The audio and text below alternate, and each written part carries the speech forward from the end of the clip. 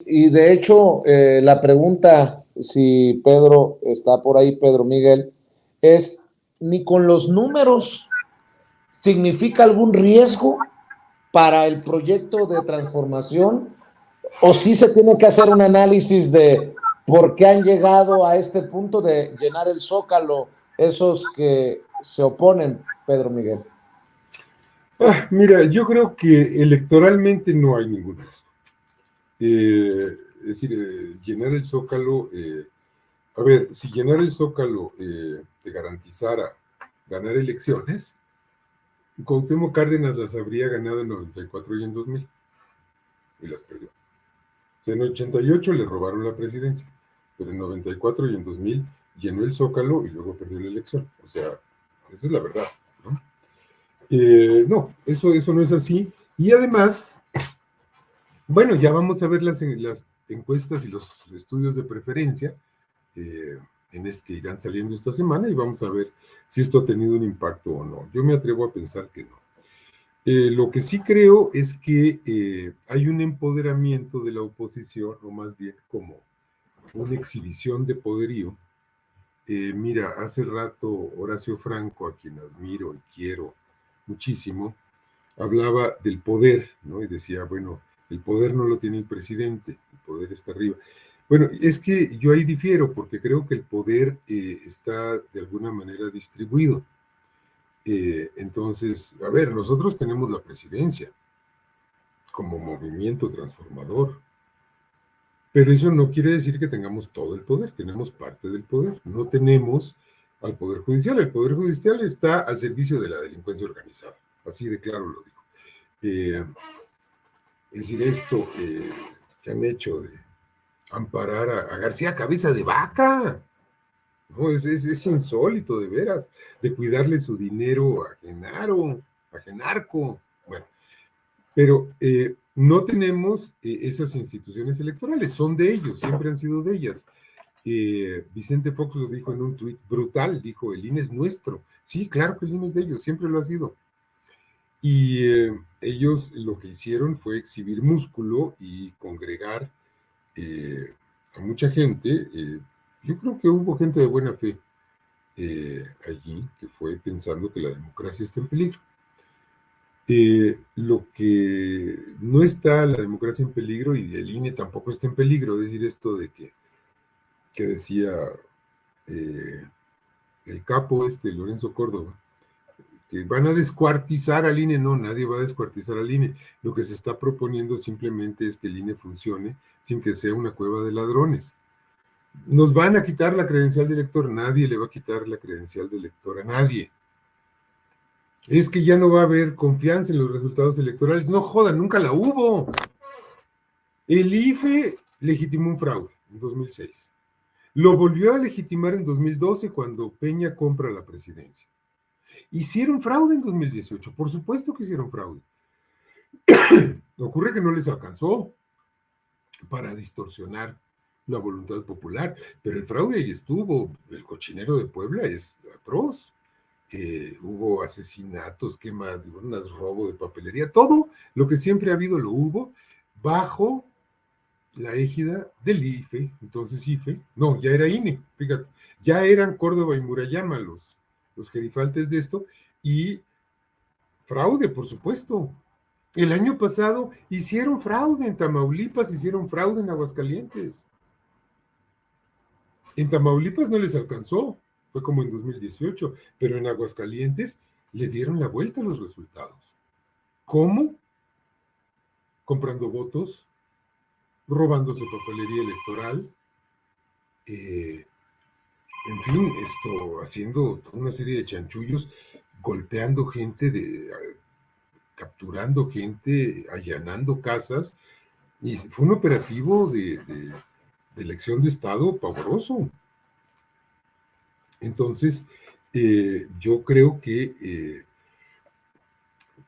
para ellos la plaza fuerte del INE es muy importante porque es lo que les ha permitido mantenerse en el poder o mantener sus jirones de poder que todavía tienen, ¿no? El INE y el Poder Judicial son como sus dos trincheras, los sitios en los que ellos se hacen fuertes. Bueno, y aparte de una serie de institutitos ahí autónomos de importancia menor, pero ahí está el mecanismo con el que se perpetuó durante 40 años el régimen neoliberal y oligárquico, y delictivo, en suma delictivo, ¿no? Hoy estamos ya viendo que la delincuencia de cuello blanco y la delincuencia, eso que le llamamos delincuencia, que es solo una parte, o sea, el Chapo, y el Mayo Zambada, y el Señor de los Cielos, son lo mismo. Genaro era el eslabón entre las dos delincuencias. Y el IFE-INE ha sido el perpetuador de ese modelo, de saqueo, de guerra contra la población, de desconocimiento de la voluntad popular y sobre todo de continuación de un modelo autoritario, antidemocrático y homicida, porque, insisto, son homicidas, ¿no? Es decir, eso no se lo van a quitar de encima nunca.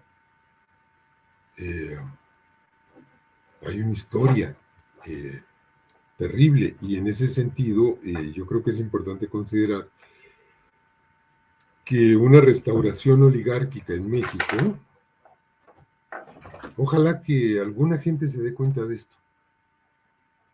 Y es que, bueno, o seguimos por la 4T o hay una restauración oligárquica.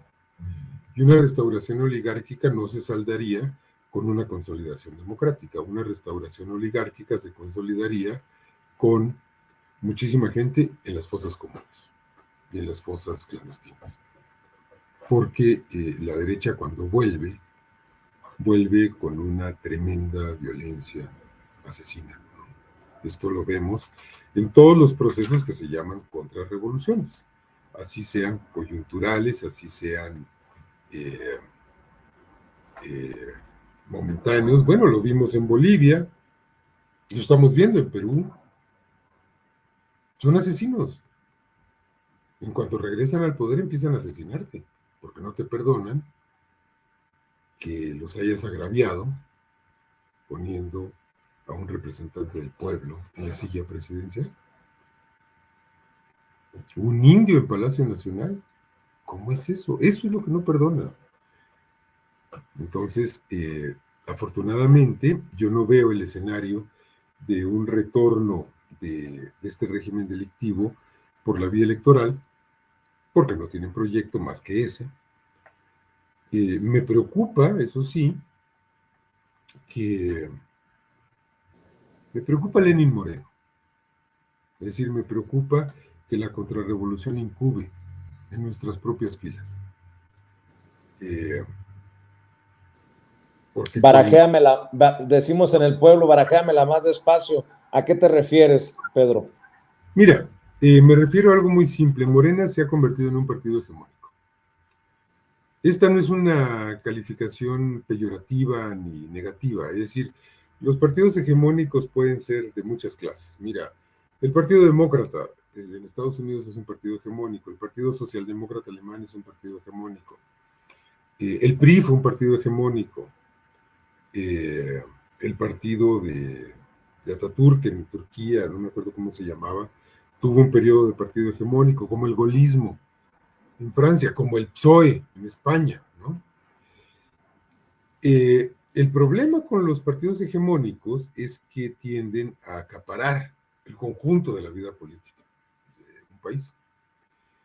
Y en su interior se desarrollan tendencias contrapuestas. Veamos el PRI, ¿no? Había una izquierda del PRI, había una derecha del PRI, había un centro del PRI. Entonces, el problema es que si Morena, no por una decisión, y en esto quiero ser muy claro, no por una decisión autoritaria, no por una deriva al totalitarismo, ni al partido único, ni mucho menos, sino por la propia debilidad de la oposición, va conformándose en el único escenario en donde se puede hacer política, pues vamos a tener una invasión de políticos que van a hacer carrera en Morena. Y la carga histórica de la cultura autoritaria, de la corrupción, de, de la manipulación, de la mentira, pues va a florecer en Morena. Ese es lo que a mí me asusta. No me asusta. A ver, ¿de veras ustedes creen que Enrique de la Madrid puede ser un candidato competitivo? Por Dios.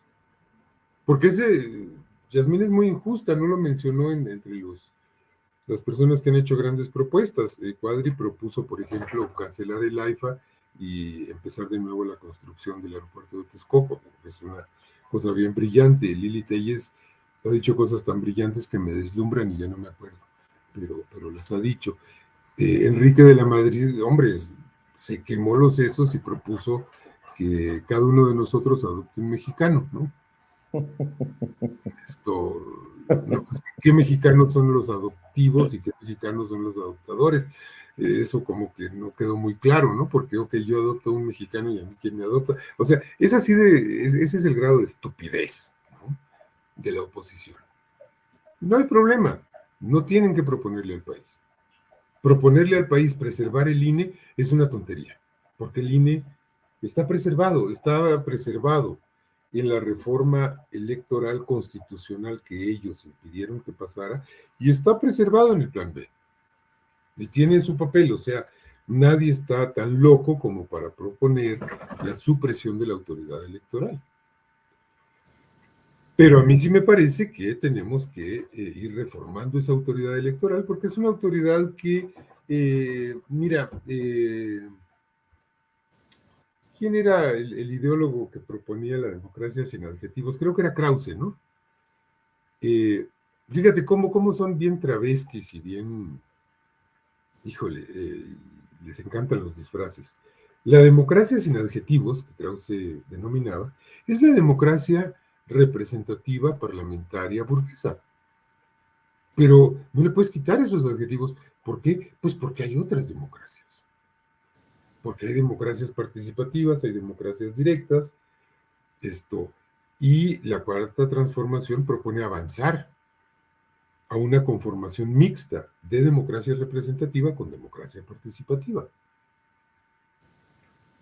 Cuando Lencho Córdoba y Ciro Murayama escuchan esto, se desmayan y hay que llevarles las sales para que resuciten, porque les escandaliza muchísimo. Ellos creen que la democracia son ellos. O bueno, dicen creerlo, ¿no? Pero no. Este es un discurso que a la larga termina por derrumbarse.